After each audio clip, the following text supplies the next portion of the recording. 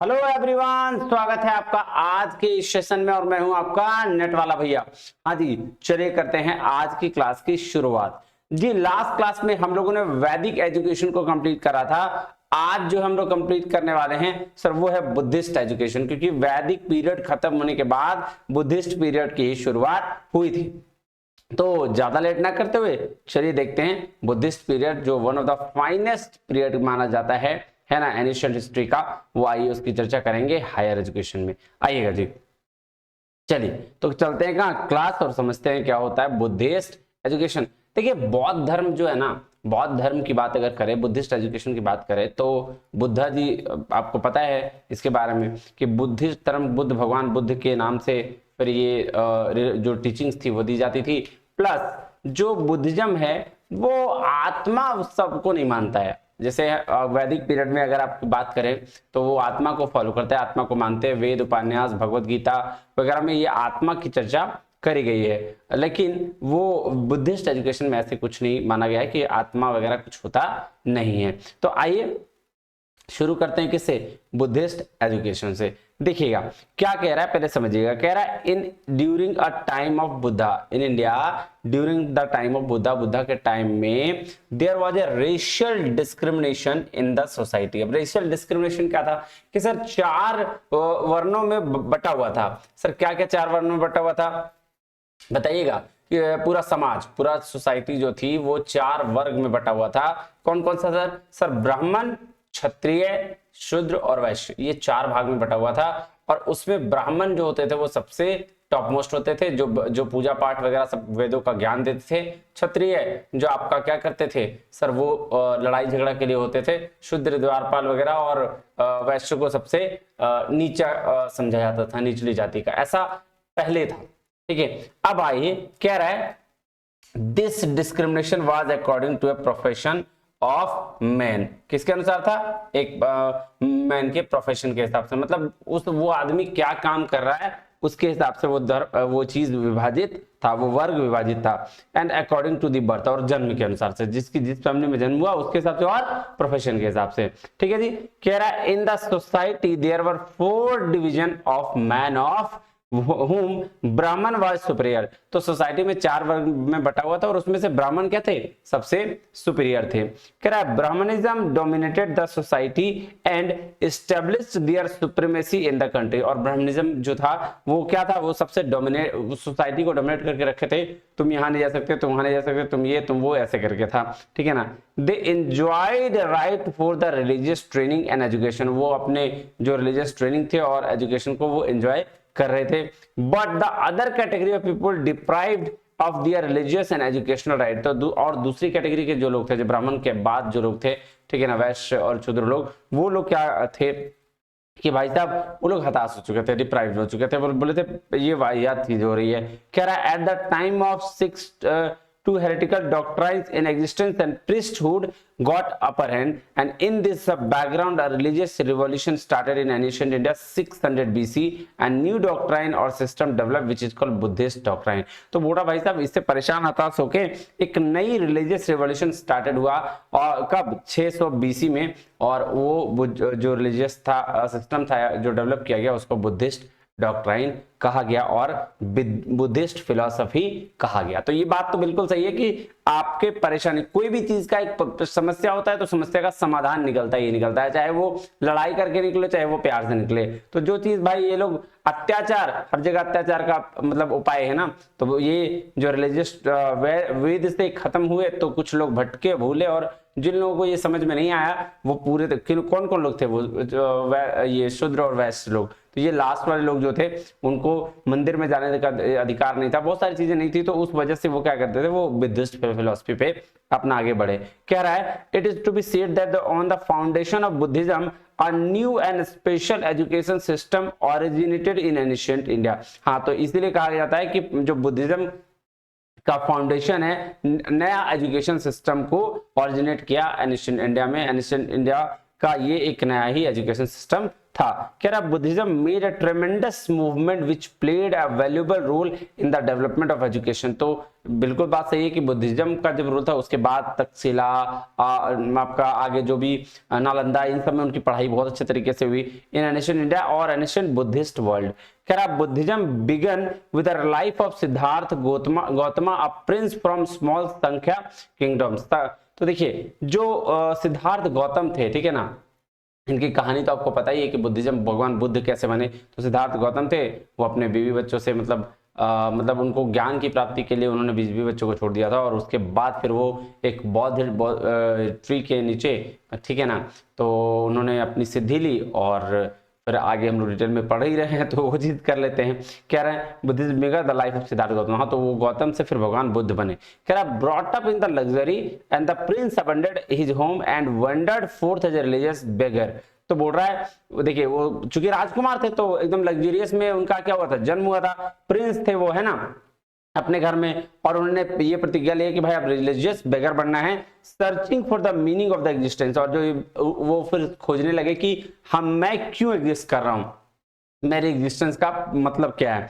He was a practitioner of the intense austerity at one point almost starving to death। तो बोल रहा है practitioner थे intense और ऑस्टेरिटी के, और ठीक है ना, और एक बार भूख से उनकी मृत्यु होने वाली थी। But in the later stage he realize that self torture does not have to achieve enlightenment but only it weakens his mind. तो बोल रहा है भाई साहब एक बार क्या देखिए इनको सीखना था कुछ, ठीक है ना, वो एग्जिस्टेंस के लिए। अब ये क्या करने लगे कि भूखे रहने लगे, मतलब तो भूख से मृत्यु होने वाली थी। तो फिर उन्होंने ये रियलाइज हुआ बाद के स्टेज में कि भाई सेल्फ को टॉर्चर, खुद को टॉर्चर करना कोई भी अचीवमेंट का ये पर्पस नहीं होता। हम करते हैं क्या है कि भाई टॉर्चर करने लगते हैं, खुद ही को लगता है अरे यार थोड़ा सा नहीं करेंगे, तो वो नहीं, खुद को टॉर्चर नहीं करना। जो काम मतलब अच्छे से हो सकता है उसको अच्छे से करना चाहिए। तो वही बुद्धिज्म ने भगवान बुद्ध यानी कि मैं कहूँ सिद्धार्थ गौतम ने क्या किया कि बोला भाई साहब टॉर्चर नहीं करना है खुद को, ठीक है ना। वो ये क्या करता है, शरीर को और कमजोर कर देता है, अपने बॉडी को और कमजोर करता है, माइंड को कमजोर कर देता है।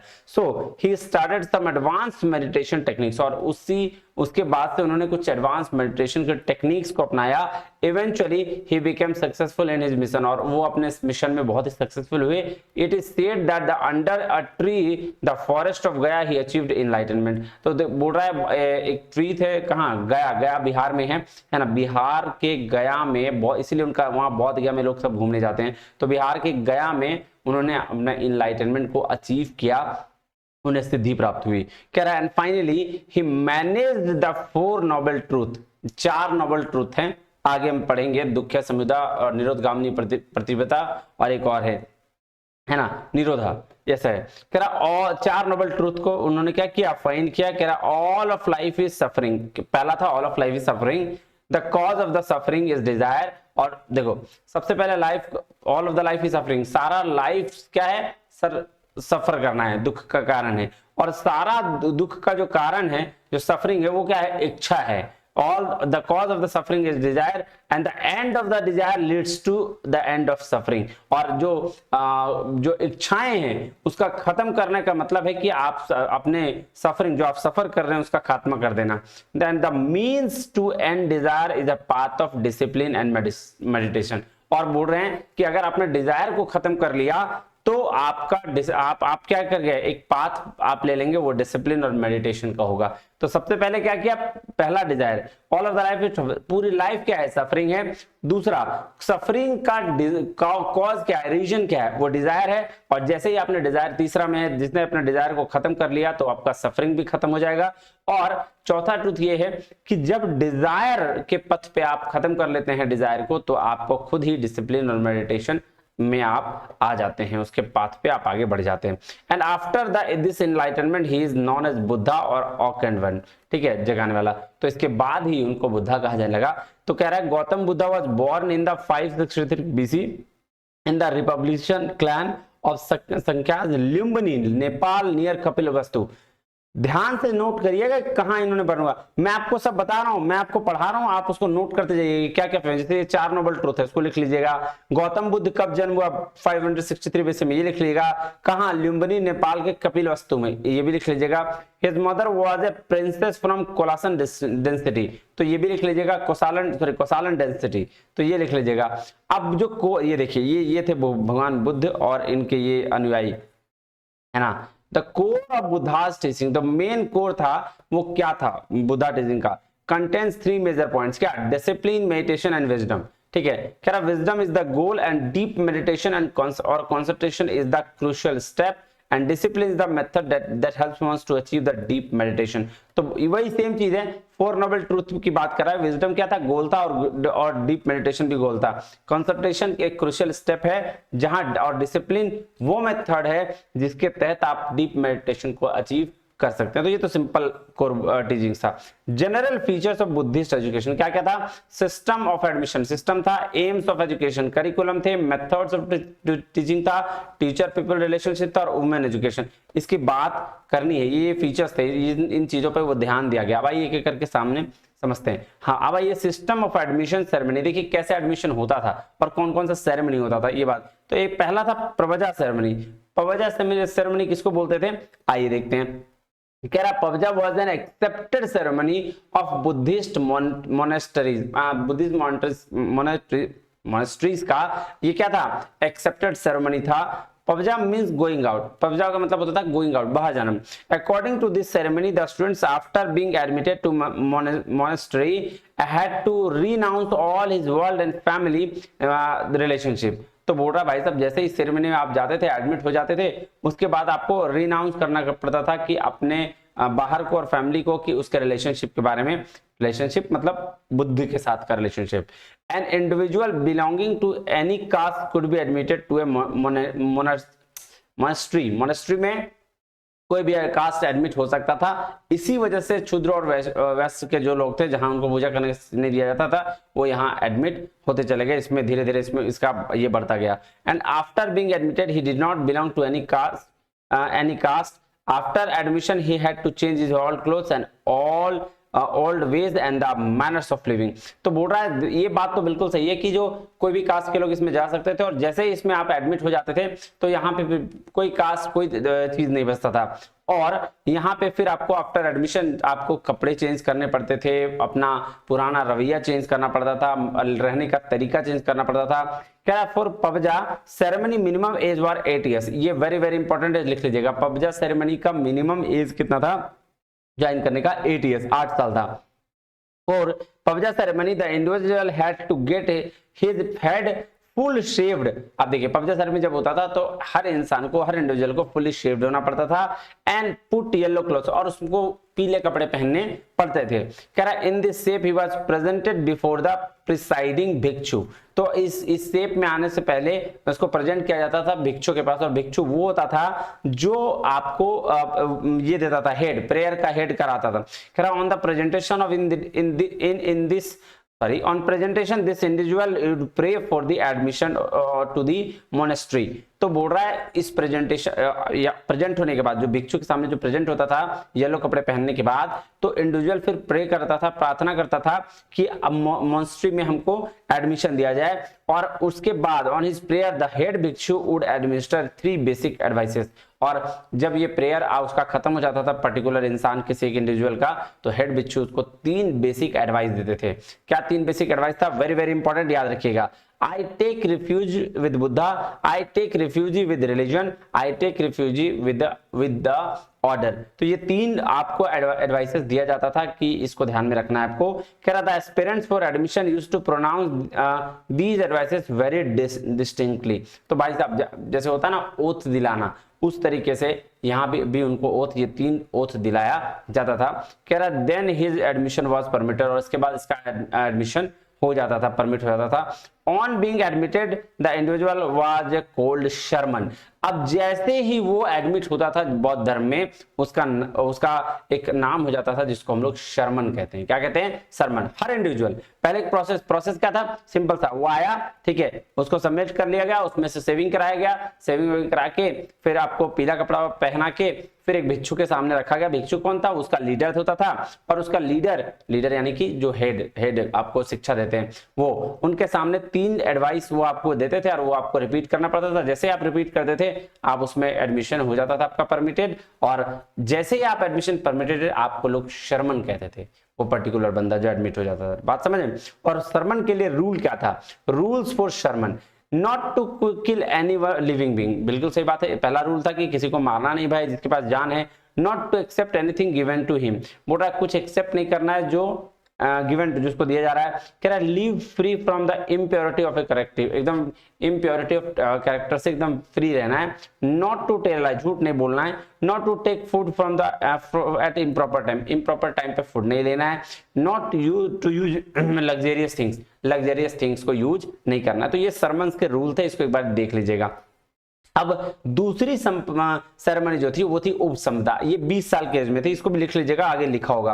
कह रहा है after Pabbajja the Buddhist monk had to undergo the Upasampada ceremony. तो देखिए 8 साल की उम्र में वहां, 12 साल यहाँ रहने के बाद फिर 20 साल हो जाता था। कह रहा this ceremony was the different from Pabbajja ceremony. After the Pabbajja ceremony education continued for 12 years. तो पबजा सेरेमनी में आपको एंट्री हो गई कहां? बुद्धिस्ट एजुकेशन में। जी सर। उसके बाद 12 साल तक आपकी एजुकेशन कंटिन्यू होती थी। कह रहा है when the student received 12-year education he had to undergo the Upasampada ceremony. और जैसे ही 12 साल का एजुकेशन कंप्लीट होता था उसको उपसंपदा सेरेमनी दिया जाता था। That it is the age of 20 years, और ये होता था कब? 20 साल की उम्र में। कह रहा है upasampada ceremony was performed, upasampada ceremony क्या करना था? परफॉर्म करना था। This ceremony was democratic in nature, वो डेमोक्रेटिक नेचर का था। कह रहा था shramana has to present himself in front before all the monks of the monastery. तो शर्मन को प्रेजेंट करना होता था। शर्मन कौन? जो मेन 20 साल का उपसंपदा सेरेमनी ले रहा है या जो एडमिट हो चुका है पूरी तरीके से, उसको शर्मन कहते हैं, अभी बताया मैंने। उसको प्रेजेंट होना था, होना पड़ता था किसके सामने? मॉन्क के सामने, मॉन्स्ट्री में, है ना। One could be admitted for this ceremony only when the majority of monks voted in favor of the same। तो अब ये बात ध्यान दीजिए कि 20 साल के बाद भी एक सारे मॉन्क्स के सामने उसको प्रेजेंट किया जाता था। अगर सारे मॉन्क्स उसको वोट कर देते थे फेवर में, तब तो उसको एडमिट कर लिया जाता था। After this ceremony the shramana was regular as a full fledge member of the monastery. तो 12 साल की शिक्षा के बाद यानी 20 साल के बाद, ये वोटिंग के बाद एकदम फुल फ्लेज शर्मन हो जाते थे। कौन? जो भी शिक्षा लेते थे बुद्ध धर्म के और उस मॉन्स्ट्री के, वो आपके फुल फ्लेज मेंबर हो जाते थे। कह रहा on this occasion all his worldly and family relations ended. और 20 साल के बाद ये जो शिक्षा मिल जाता था 12 साल का, कहां से? पबजा सेरेमनी से उपसंपदा सेरेमनी तक। इसके बाद सारे दुनिया से आपका रिलेशन खत्म करना पड़ता था। एकदम सिंपल में बात समझ में आई? जी सर। अब देखिए 4 नोबल ट्रूथ ऑफ लाइफ, ये जो बौद्ध धर्म में दिया गया है क्या है? कह रहा है there are sufferings in life, life में सफरिंग्स है यानी कि दुख है, लाइफ में दुख है। और देयर आर कॉजर ऑफ सफरिंग, और इसका देखो दुख है, दुख का कारण भी होगा, है ना। दुख का कारण क्या था बताइए? तो बताइए सर। दुख संयुदा, ठीक है ना। सफरिंग है क्योंकि कारण है, और कारण क्या है? डिजायर, है ना, डिजायर था। और फिर sufferings can be removed, desire को खत्म करके। कैसे? डिजायर को खत्म करके, निरोध, ठीक है ना। Way leading to the cessation of suffering, निरोध गामिनी प्रतिपदा, ये 4। तो ये क्या था कि उसके बाद आप लीड करने लगते हैं सफरिंग को, मतलब हट जाता है, खुद एक डिसिप्लिन वे में आ जाते हैं। तो 4 सफरिंग्स क्या है? पहला है दुख, दुख को हटाया जा सकता है कैसे? कौन सी चीज से? डिजायर से, जो कि संयुदा, फिर निरोध और निरोध गामिनी प्रतिपदा। 4 वर्ड याद रखिएगा, दुख, संयुदा, निरोधा और निरोध गामिनी प्रतिपदा। फिर से रिपीट कर रहा हूं, क्या सफरिंग है लाइफ में दुख की वजह से? हाँ, दुख की वजह से सफरिंग है। तो वो सफरिंग खत्म कैसे होगा सर? उसकी वजह उसका डिजायर खत्म करना होगा, और डिजायर जब खत्म को भी रिमूव किया जा सकता है। अब जब डिजायर रिमूव हो जाएगा तो आप खुद ही अपने सक्सीड की ओर चले जाइएगा, जिसको निरोधगामिनी प्रतिपदा कहते हैं, ये ऊपर भी पढ़ा हमने। अब कह रहा there is a 8-fold path removing sufferings, suffering को रिमूव करने के लिए, ये जो दुख है, दुख को रिमूव करने के लिए अष्टांगिक मार्ग पे चलना होता था। अष्टांगिक मार्ग क्या है? 8 पथ थे, 8 पथ थे, अष्टांगिक मार्ग था जिसको फॉलो करना पड़ता था। कह रहा है he said that the cause of suffering is तृषा और desire for the material enjoyment and earthly things. तो बोला कि भाई साहब जो सफरिंग हो रहा है हमारे लाइफ में, जो घट रहा है घटना, उसका वजन क्या है? तृषा है। तृषा यानी कि डिजायर, इच्छा, जो बोलते हैं ना आईफोन आ जाए, थोड़ा सा मूवीज दे जाए, मर्सिडीज BMW में घूम ले, ये जो इच्छा है ना, इसको खत्म करना। तो ये जो इच्छा खत्म हो गई तो फिर आपको अष्टांगिक मार्ग पर चल के आपका ये सफरिंग्स भी खत्म हो जाएगा। कह रहा responsible for the birth and rebirth of a man, बिल्कुल रिस्पॉन्सिबल है। कह रहा it is possible for the individual soul to nirvana और salvation, freedom from the unending cycle of birth and rebirth. बोल रहा है फ्रीडम आपको मिल जाए and unending cycle of birth और रीबर्थ से। इसके लिए आपको अष्टांगिक मार्ग पे चलना है। अष्टांगिक मार्ग क्या था? 8-fold पथ क्या था? ये देख लीजिए। अष्टांगिक मार्ग का मतलब राइट व्यू, आपका क्या होना चाहिए? राइट व्यू होना चाहिए। An accurate understanding of the nature of the things, जो नेचर के थिंग्स है उसकी अंडरस्टैंडिंग आपको होनी चाहिए। राइट इंटेंशन, सही इंटेंशन होना चाहिए। कह रहा है avoiding thoughts of the attachment, hatred and harmful intent. तो अवॉइड करना है जो तो अटैचमेंट का थॉट्स है, हैट्रेड का थॉट्स है जो अब, या फिर हार्मफुल इंटेंट का थॉट्स है। ये बोलते हैं ना बहुत ज्यादा अटैच हो गए हैं, मन नहीं कर रहा, अब उसके बिना तो दिल ही नहीं लगता, जान जा रही है, तो उससे हटना है। राइट स्पीच, सही चीज बोलनी है। Refrain from verbal misdeeds such as lying, harsh speech and senseless speech, इससे दूर हटना है। आपको राइट सच, सही चीज बोलना है। राइट एक्शन, सही एक्शन लेना है। रिफ्रेनिंग फ्रॉम फिजिकल मिसडीड्स जैसे killing, stealing and sexual misconduct, इन सब से हटना है। राइट लाइवलीहुड देना है। कह रहा avoiding trades and that directly harm others such as selling slaves, weapons, animal for slaughter, intoxicants and poisons।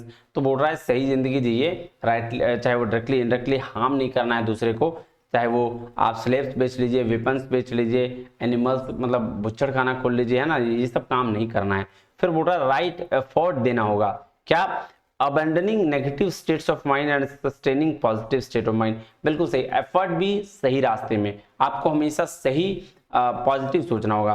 Right mindfulness, right mindfulness का मतलब आप awareness of body, feelings, thought and phenomena, कोई भी situation के बारे में अवेयरनेस होना चाहिए, बॉडी, फीलिंग्स, थॉट सब के बारे में अवेयरनेस होना चाहिए। और राइट कंसंट्रेशन मतलब सिंगल माइंडेडनेस होना चाहिए। तो ये 8 पाथ ऑफ क्या है? बुद्धाज टीचिंग्स है, जिसको अष्टांगिक मार्ग कहा गया है, जिस पे आप अगर चलिएगा तो आपको दुख से मुक्ति मिल जाएगी। बात समझ में आई?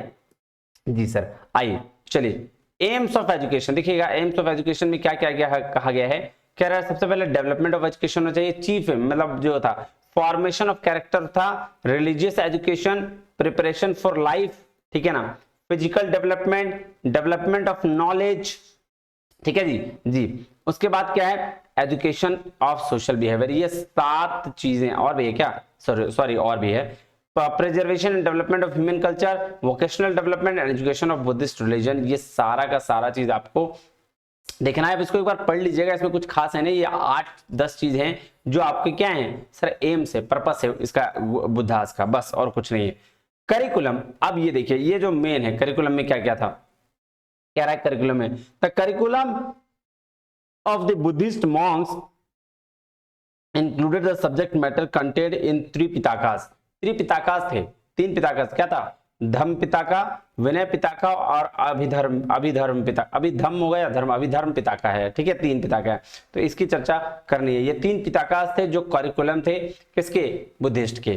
कह रहा the curriculum was chiefly spiritual in nature, बिल्कुल स्पिरिचुअल नेचर का था। The study of religious books were considered necessary, secular in public. कह रहा spinning, weaving, sketching, medicine, accountancy, Ayurveda, vocational education पे भी ध्यान दिया गया था। The medium of instruction was mother tongue, later it included like Pali and Prakrit. तो पाली और प्रकृत की बात की गई, उसमें ये लैंग्वेज किया गया बुद्धिस्ट एजुकेशन के टाइम में।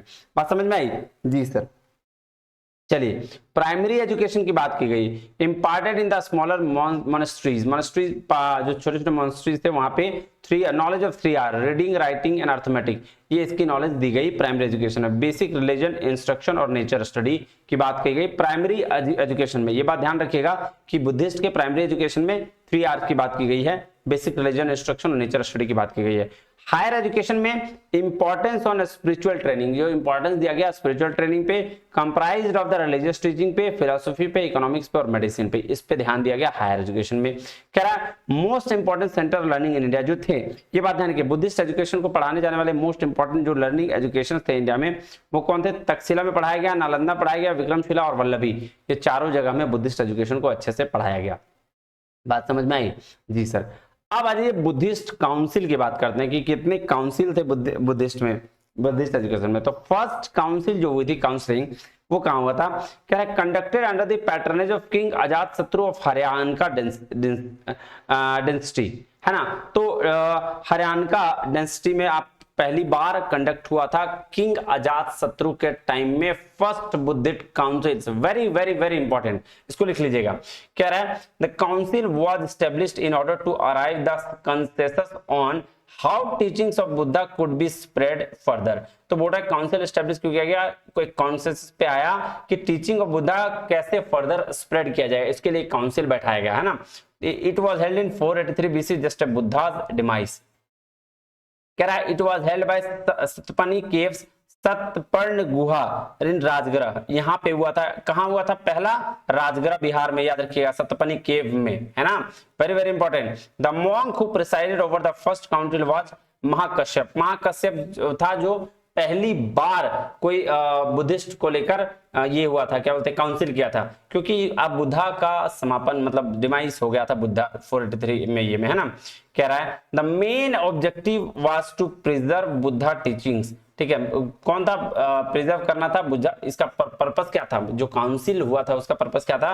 कि आपका बुद्धा के टीचिंग्स को प्रिजर्व करके रखना है। बात समझ में आया? कह रहा है at this council Ananda compose the Sutta Pitaka Buddha's teachings and Mahakashyap compose the Vinaya Pitaka monastic code. तो इस काउंसिल में आनंद जो थे उनके favourite, Sutta Pitaka Buddhist teachings की बात करा और महाकश्यप जो कंपोज किया वो विनय पिताका कंपोज किया।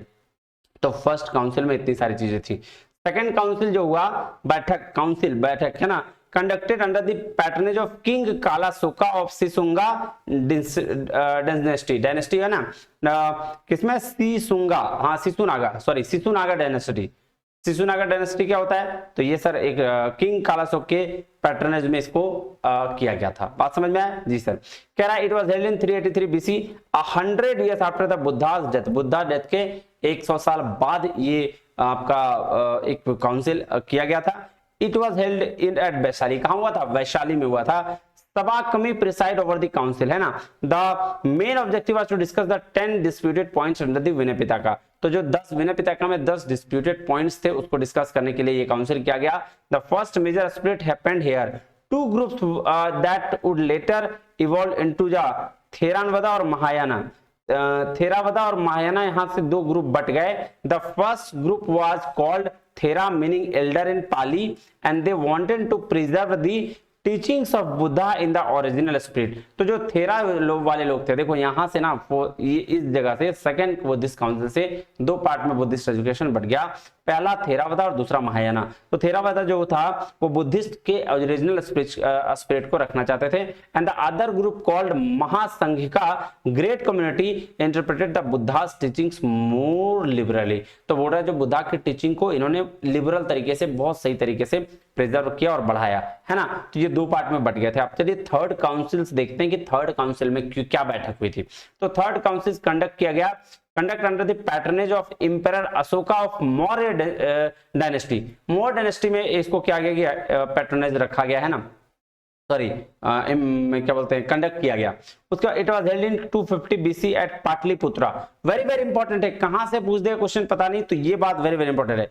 The council was presided over the Moggaliputta Moggaliputta में काउंसिल किया गया। द मेन ऑब्जेक्टिव क्या था, purify the Buddhism from opportunistic fractions और करप्शन इन संघा। तो जो करप्शन संघा में था या फ्रैक्शंस था, तो उसको प्यूरिफाई करने के लिए ये थर्ड काउंसिल किया गया था। The Abhidhamma Pitaka was the composed here the making almost completion in the modern Pali Tripitaka. तो अभिधम पिताका यहाँ पे कंपोज किया गया और कंप्लीशन हुआ मॉडर्न पाली त्रिपिटका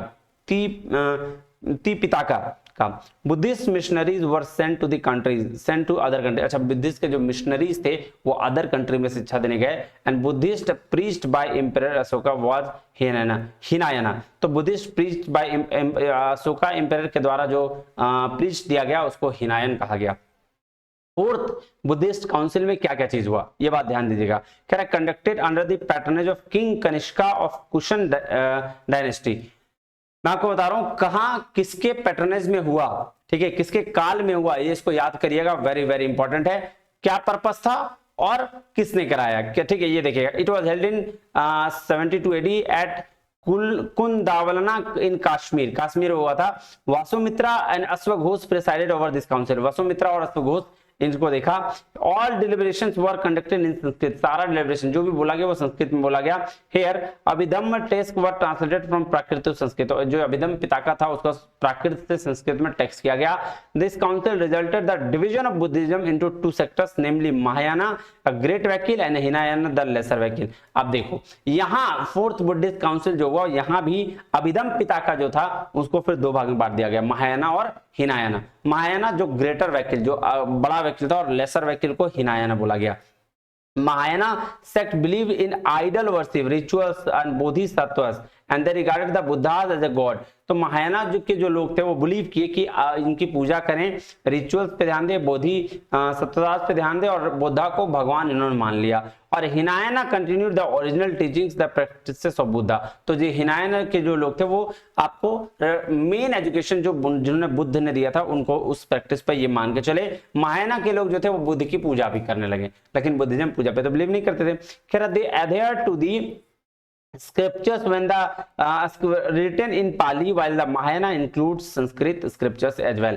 तो देखो भाई साहब, हिनायाना सेम पाली पे चला, लेकिन महायाना जो वो संस्कृत स्क्रिप्चर्स को भी अडॉप्ट कर लिया।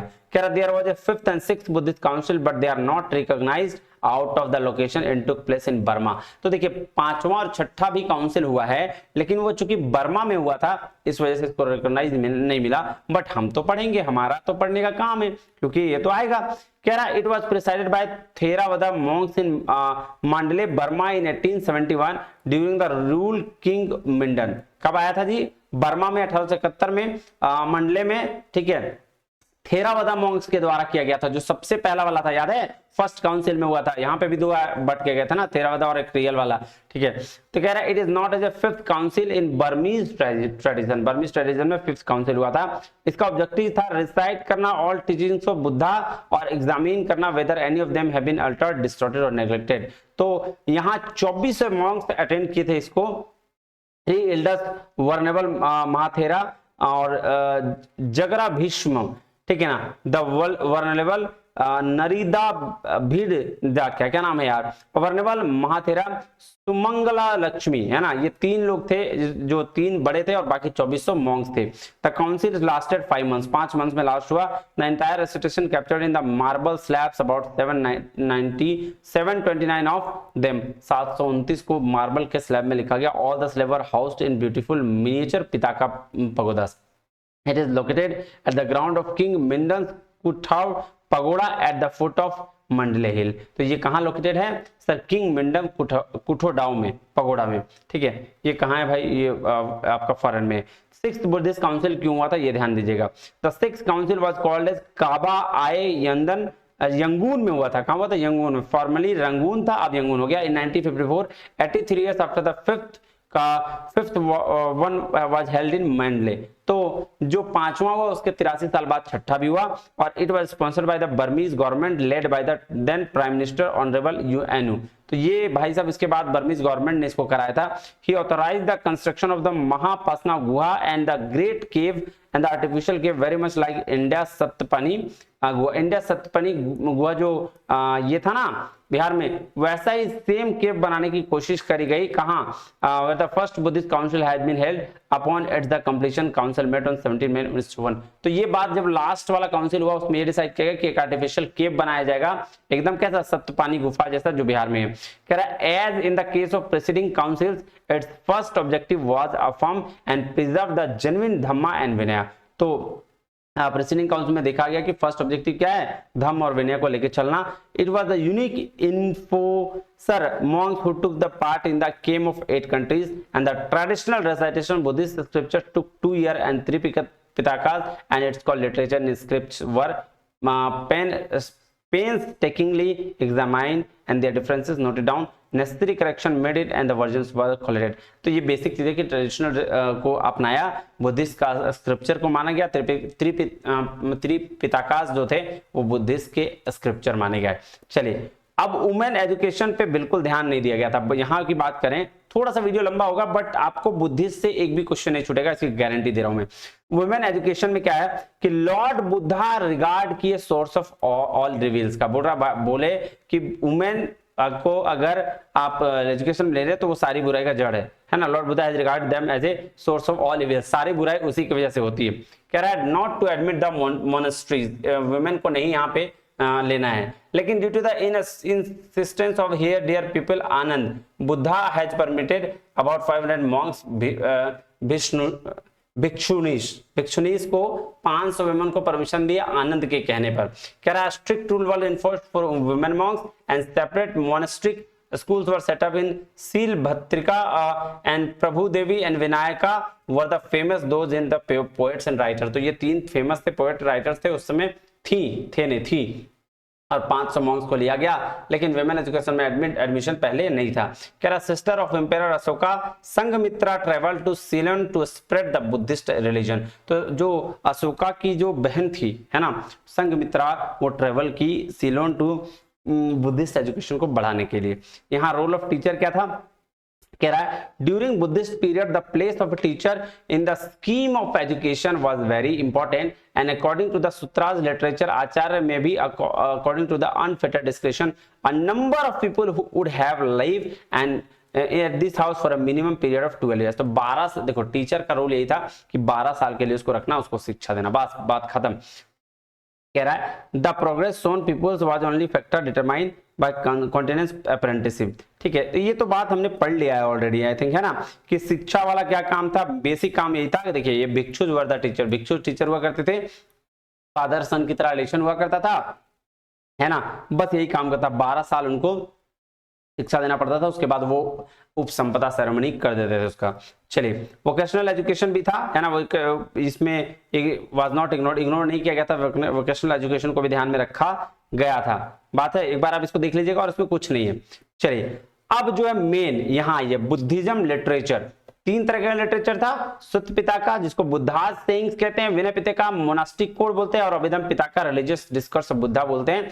उसके बाद मिलिंद पानो बाद में आया, dialogue between the Milinda saint Nagasena और दीपावस्मा और Mahavamsa, the great chronicles of Sri Lanka, ये श्रीलंका में बुद्ध चरिता भाई अशोकोस। ये 4 बुद्धिज्म के लिटरेचर अभी तक हो चुके हैं। लीजिए जी, खत्म हो गया कहानी और बुद्धिज्म खत्म, है ना। चलिए तो आज के लिए इतना ही, और ये सब आपको क्या करना है, नोट डाउन करना है। एक दिन में मत पढ़ना यार, एक दिन में मत पढ़ना, आराम से लिखना, आराम से ये कर लेना, लिख लो सब एक वीडियो में बना के, फिर धीरे धीरे याद कर लेना, एक बार में याद नहीं हो। ठीक है, चलिए मिलते हैं अगले वीडियो में, तब तक के लिए बहुत बहुत धन्यवाद, थैंक यू वेरी मच, जय हिंद।